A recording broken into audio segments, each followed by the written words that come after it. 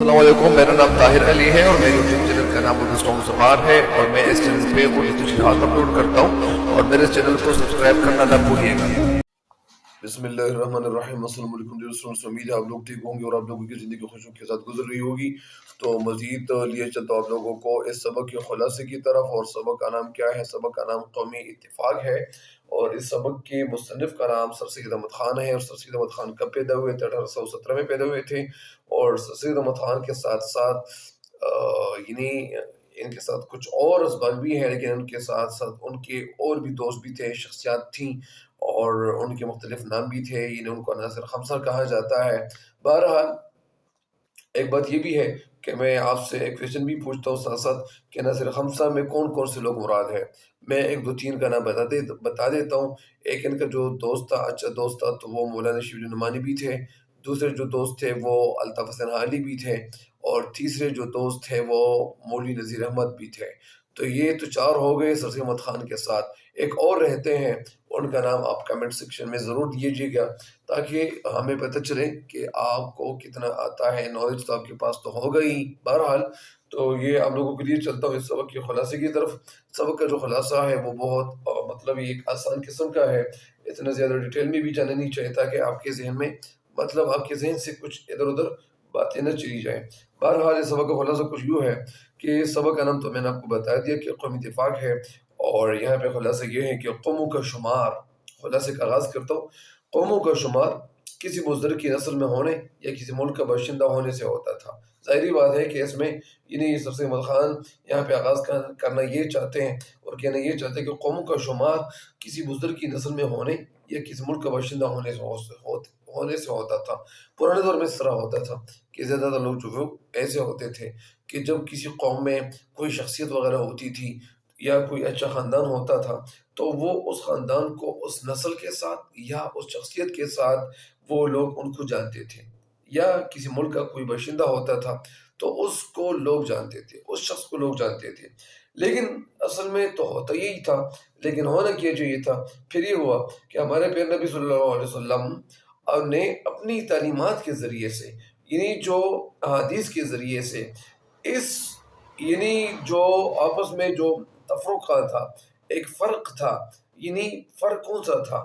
یعنی نسل میں ہونے کی وجہ سے، خاندان میں ہونے کی وجہ سے اس فرق کو انہوں نے نہ صرف مٹا دیا، نہ صرف بالکل ختم کیا، بلکہ ایک قوم کا روحانی جو رشتہ تھا جسے مسلمان کا بھائی بنانے لگے، یعنی مسلمان کو بھائی بھائی کہنے لگا، تو وہ رشتہ انہوں نے قائم کیا، جس کی بنیاد جو رکھی گئی تھی وہ کس چیز پہ رکھی گئی تھی؟ بنیاد جو تھی وہ کلمہ توحید پر رکھی گئی تھی۔ کلمہ توحید کیسے کہتے ہیں؟ توحید کے معنی وہ ایک ماننا۔ توحید یعنی وہ کلمہ جو ہم اللہ تعالیٰ کو ایک مانتے ہیں، اس کو کلمہ توحید کہتے ہیں۔ اللہ کو ایک ماننے کو کلمہ توحید کہلاتا ہے۔ تو جو کلمہ توحید پر ایمان لاتا ہے، ظاہری بات ہے کہ مسلمان تو ہوگا ہی۔ اس روحانی رشتے نے باقی تمام رشتوں کو نیست و نابود کر دیا۔ یعنی نیست و نابود کا مطلب یعنی ختم کر دیا، قمع کر دیا، اور جڑ سے اکاڑ پھینکا یا بےخنی کر دی، نیست و نابود کر دیا۔ اس کی کئی معنی ہے، معنی تو کئی میں نے آپ کو بتا دی کہ مٹا دینا بھی ہے، ختم کرنا بھی ہے۔ نیست و نابود کا مطلب یعنی قمع بھی ہے اور جڑ سے اکاڑ پھینکنا بھی ہے، بےخنی بھی ہے۔ لوگ جو اس کو بےخنی کہتے ہیں لیکن اصل میں بےخنی ہے۔ بس جس نے کلمہ توحید کو مضبوط کیا، مضبوط کس طرح؟ یعنی جس انسان نے کلمہ توحید تو پڑھا لیکن پھر ان کا لحاظ بھی رکھا، وہ صحیح مسلمان بھی بن گیا۔ تو اسی وجہ سے توحید کو مستحکم کرنے کا مطلب یہ ہے کہ وہ اس کلمے کے مطابق زندگی گزارتا رہا، تو انہوں نے اس کلمے کو مضبوط کر لیا۔ ساتھ ساتھ بات یہ بھی ہے کہ تو وہ ایک قوم بن گیا۔ مطلب اس کا یہ بھی ہے کہ وہ لوگ جو مسلمان تو ہیں لیکن مسلمانوں کے ساتھ ساتھ وہ پھر کیا ہوتے ہیں؟ وہ ایک دوسرے کے بھائی کہلائے جاتے ہیں، ایک دوسرے کو بھائی تصور کرتے ہیں، بھائی خیال کرتے ہیں اور بھائی کے لیے اچھا ہی سوچتے ہیں۔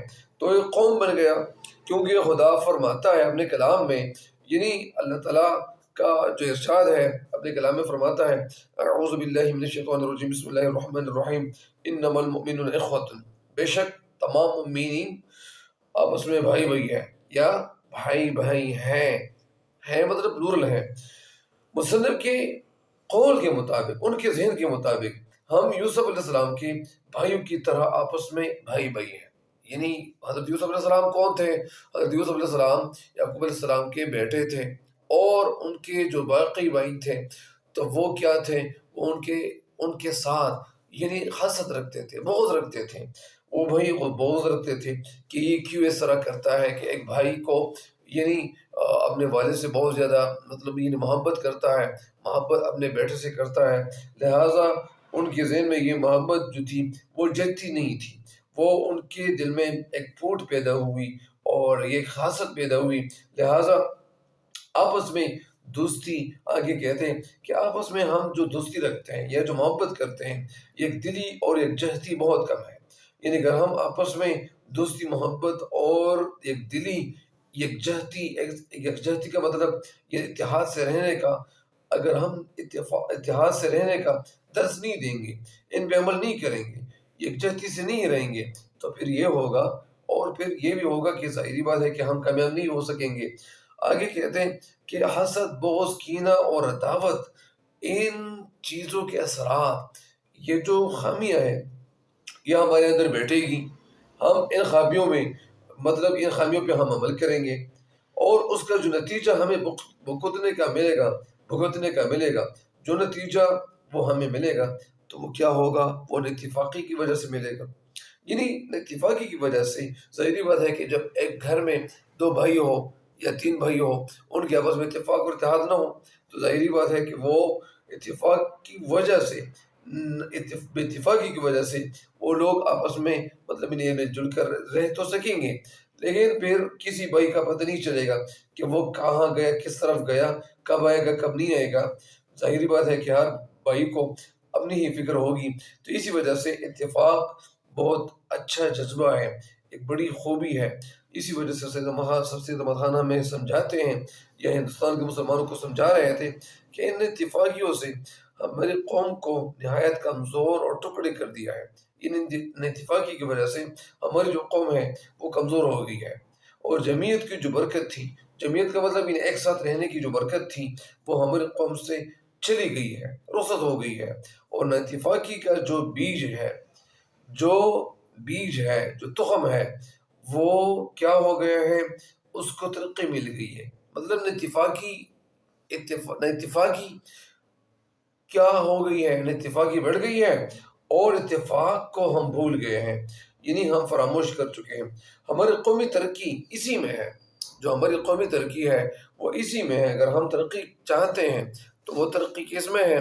اسی میں ہے کہ ہم کیا کریں، کہ ہم سب آپس میں محبت رکھیں، اور عداوت اور جو نفاق ہے، جو دشمنی ہے، تو وہ مطلب اگر ہم اتفاق سے رہیں گے تو اتفاق کی وجہ سے اور اتحاد کی وجہ سے، اور پھر جب اتفاق سے رہیں گے تو ہمارے اندر بھی محبت پیدا ہوگی، تو جب محبت پیدا ہوگی تو محبت کے سامنے نفرت اور نفاق جو خامیاں ہیں یہ ہمارے سامنے ڈٹ کر نہیں رہیں گی۔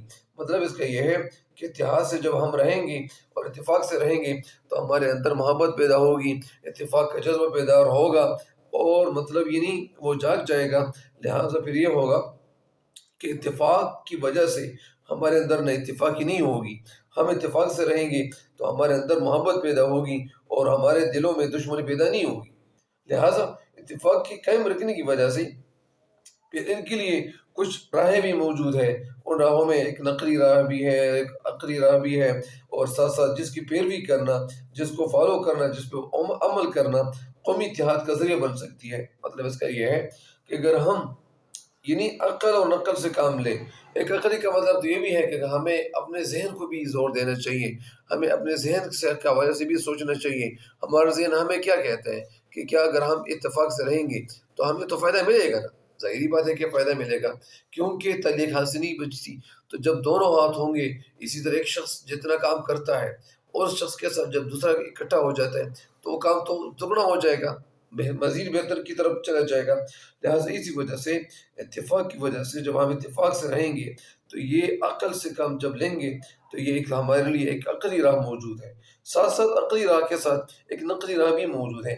نقل کا مطلب تو یہ بھی ہے کہ ہم دوسرے ممالک سے نقل بھی کریں، ایک وجہ وہ بھی ہے کہ ہم جو ہمارے ساتھ جو ہمارے ساتھ سامنے جو احادیث ہے اور جو باتیں ہمیں کہی گئی ہے ان باتوں پہ اگر ہم عمل کریں گے تو ساتھ ساتھ یعنی ہمارا آپس میں رشتہ مضبوط ہوگا، کمزور ہونے کی بجائے مضبوط ہوگا، اور ان پہ ہم عمل کریں گے، ان کو فالو کریں گے، تو اس کی وجہ سے ان خوبیوں کی وجہ سے ہمارے اندر اتفاق وہ بڑھے گا، اور انسان کی جو ہستی ہے، جو شخصیت ہے، کا تعلق صرف اور صرف دو چیزوں سے ہے۔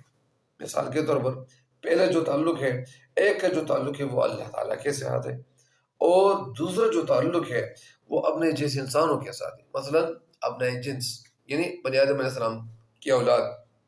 تو اسی وجہ سے اگر ہم اللہ تعالیٰ کے ساتھ ہمارا تعلق کیسا ہونا چاہیے، یعنی اللہ تعالیٰ کو ہمیں راضی رکھنا چاہیے، راضی کرنا تو نہیں چاہیے، کرنا بھی چاہیے لیکن رکھنا چاہیے، تاکہ ہم اللہ تعالیٰ کو راضی رکھیں۔ کیسے رکھیں؟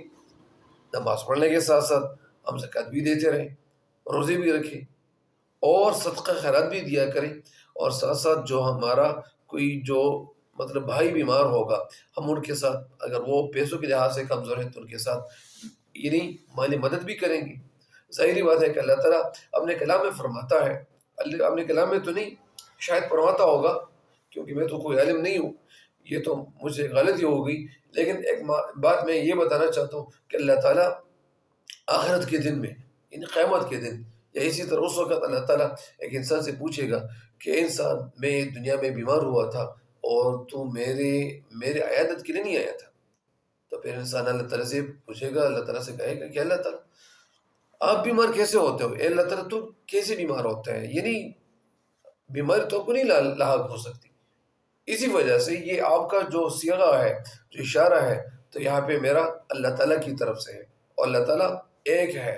تو اسی وجہ سے اللہ تعالیٰ کے سامنے وہ انسان کہے گا کہ اللہ تعالیٰ بیماری تو آپ کو لاحق نہیں ہو سکتی، اب ان چیزوں سے تو مستثنا ہے، وہ تو ہم کمزور ہیں کہ ہمیں تو نے پیدا کیا ہوا ہے۔ بہرحال تو میں بتانے یہ چاہ رہا تھا کہ ایک کا جو تعلق ہے تو انسان کے ساتھ ہے، اور ایک پہلا جو تعلق ہے وہ اللہ تعالیٰ کے ساتھ ہے۔ جب ہم اللہ تعالیٰ کے ہو گئے، یعنی اللہ تعالیٰ فرماتا ہے کہ ایک تیری چاہت ہے، ایک میری چاہت ہے، جب تو کرے گا وہ جو میری چاہت ہے تو میں تم کو عطا کروں گا وہ جو تیری چاہت ہے، اور اگر تم نے منہ موڑ دیا، میرے حکم پہ عمل کرنا چھوڑ دیا، تو پھر میں تم کو دوں گا وہ جو میری چاہت ہے۔ مطلب اس کا یہ ہے کہ ہمیں اللہ تعالیٰ کے حکموں کے مطابق زندگی گزارنی چاہیے، نماز ہمیں پڑھنی چاہیے، تلاوت ہمیں کرنی چاہیے۔ بہرحال اگر ہم اللہ تعالیٰ کا یعنی جو حکم ہے، جو نماز ہے، وہ بھی ادا کریں گے، اور ساتھ ساتھ نماز پڑھنے کے ساتھ ساتھ تلاوت بھی کریں گے، تو پھر اللہ تعالیٰ ہم سے راضی ہوگا، اسی وجہ سے اللہ تعالیٰ کا حق ادا ہوگا۔ اور ایک کا جو حق ہے، دوسرا جو حق ہے وہ اپنا جنس سے ہے۔ اپنا جنس کا مطلب کیا ہے؟ اگر کوئی یعنی مطلب بیمار ہو جائے ان کا خیال رکھنا چاہیے، اگر کسی کے گھر میں فوتگی ہو جائے، کوئی فوت ہو جائے تو وہاں ہمیں جانا چاہیے، کیونکہ معذرت کے طور پر ہمیں وہاں جانا چاہیے تاکہ ان کا جو غم ہے وہ کم ہو جائے۔ یا کوئی اور مسئلہ ہے تو اپنے بھائی کا خیال رکھنا چاہیے، سارے مسلمان کے بھائی ہے۔ لہٰذا آگے میں آپ کو یہ بھی بتاتا چلوں کہ ساتھ ساتھ ہمیں سید احمد خان یہ بھی کہتے ہیں کہ انسان کی جو ہستی کا جو آگے کہتے ہیں کہ پہلی چیز کا جو تعلق ہے انسان کے اپنی ذات تک محدود ہے۔ کون سی ذات تک؟ یعنی اپنے آپ تک، جبکہ دوسرے حصے کا جو تعلق ہے انسانوں سے ہے۔ جب انسان اللہ تعالیٰ اور رسول صلی اللہ علیہ وسلم کو، حضرت خاتم الانبیاء صلی اللہ علیہ وسلم، حضرت خاتم النبیین صلی اللہ علیہ وسلم کو حق سمجھتے ہیں، پر حق مانتے ہیں، تو دوسرے لوگوں کے ساتھ کسی بھی طرح کی وہ عداوت یا مخالفت نہیں رکھیں گے۔ کیوں نہیں رکھیں گے؟ کیونکہ ان کو تو اللہ تعالیٰ پہ اعتماد ہوگا، اللہ پہ وہ ایمان رکھے گا، اسی وجہ سے اس کو بھی بھائی سمجھ کر کلمے کا شریک سمجھنا چاہیے۔ یعنی جو دوسرا مسلمان ہے وہ بھی آپ کا بھی بھائی ہے، کسی اور کا تو بھائی ہے نہیں ہے، آپ کا بھی بھائی ہے، لہٰذا مسلمان کا بھائی ہے۔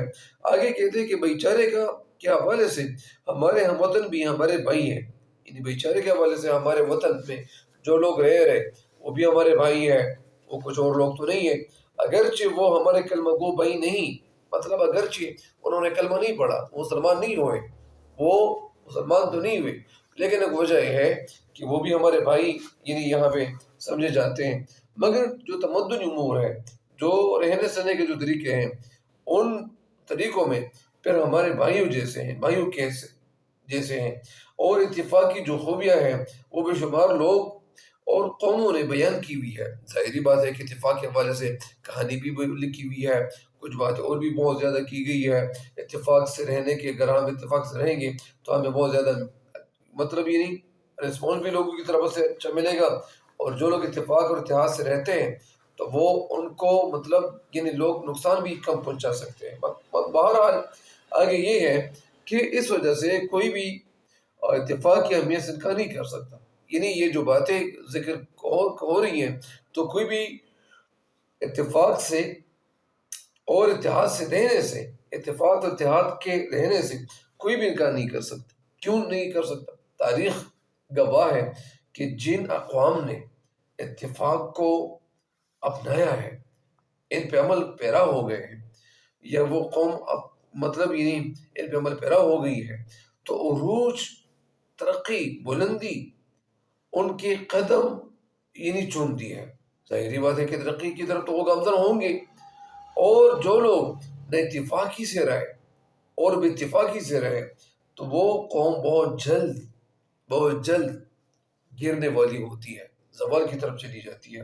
لہٰذا اس زمانے میں ہماری جو قومی تنزل کا جو سبب سے، جو تنزل کا مطلب زوال کا جو بڑا سبب ہے، جو اگر میں کہوں گا کہ بڑا سبب تو پھر سبب یہاں پہ مذکر ہے، بڑا سبب، اور اگر میں کہوں گا وجہ تو پھر میں یہاں پہ بڑا سبب کی بجائے اگر میں وجہ کا یہاں پہ لفظ لے آؤں تو پھر میں کہوں گا کہ بڑی وجہ یہ ہے، بڑا وجہ نہیں، بڑی وجہ یہ ہے۔